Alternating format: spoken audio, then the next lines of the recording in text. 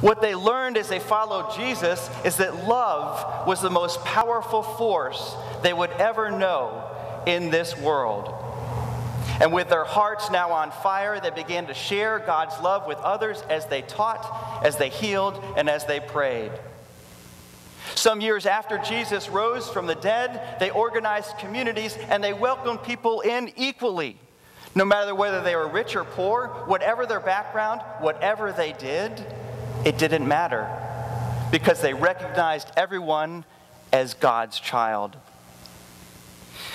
I'm wondering if getting out of the boat could be a powerful image for us.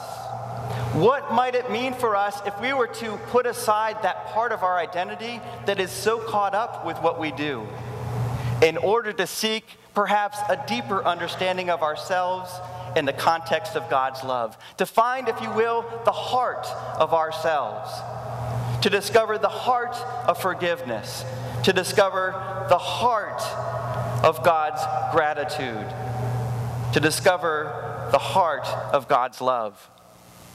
And when we discover that heart and we bring that with us into the world, what happens is it transforms our occupation into our vocation. For now we are bringing our heart with us and we are creating meaning as we go out into the world.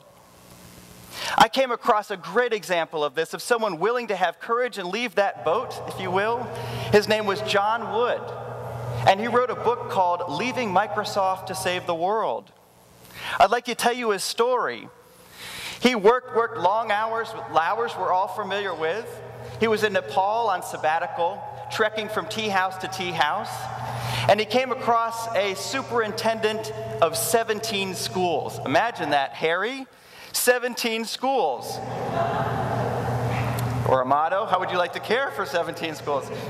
17 schools. And the man, they were talking about the schools, he said, tomorrow I'm going to visit one of those schools. Would you like to join me? And he said, absolutely. So the next morning they got up and they walked and hiked for 3 hours up a steep hill to visit this one school of 450 students. John, as he was there, got a full tour of the campus, and he saw the library, and as they opened this closet, which was the library, there were discarded books from climbers. Books like The Lonely Planet's Guide to Mongolia, and a book written in Italian. These are not books that are going to teach a child to learn to read. Clearly, the school had no books. John Wood, as a child, loved to read. In fact, he made a special arrangement with a librarian down the street that he could check out 8 books at one time. Went through them in a week and came back for 8 more. So he asked the teachers of the school, he said, if I were to bring back books from America, would that help you to teach literacy in the school? Because he had just learned that all of Nepal is 70% illiterate. They said, absolutely. So he said, I will make you a promise. I will bring back 200 to 300 books with me next year. As he finished that visit, he went back to a city before he returned to America and emailed his friends and told them the story of his visit to the school and his promise to bring books to the children.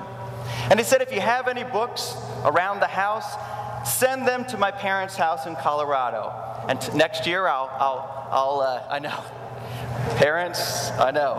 Well, before he could get back and see his parents, 3,000 books had arrived and now had consumed the garage. A year later, John and his dad went back to that village to deliver those 3,000 books.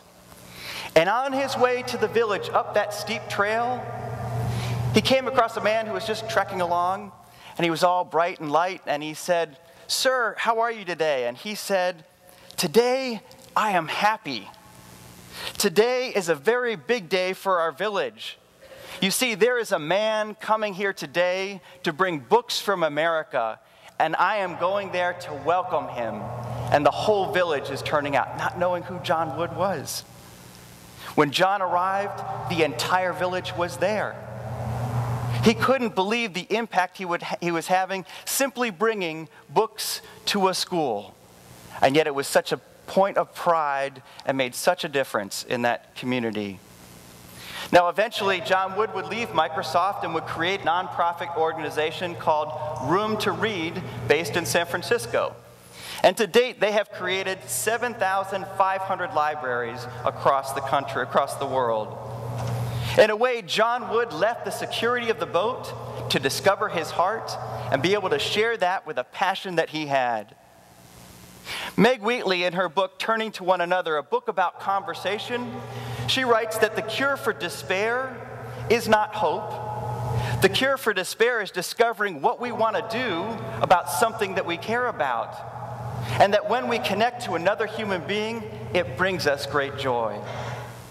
When we discover our lives in the heart of who we are, we're able to share that in our community. Our occupation becomes our vocation. I believe that our common mission as a church and school is to help our students, our faculty, our members of our parish discover their gift and find a way to courageously share their passion with the world. May we always be a place that welcomes and cares for the whole person, supporting one another and generously sharing who we are with a deep need in our community or in our world. May God bless us and our mission for another 50 years in this place as we are joyfully inspired by God's love. Amen.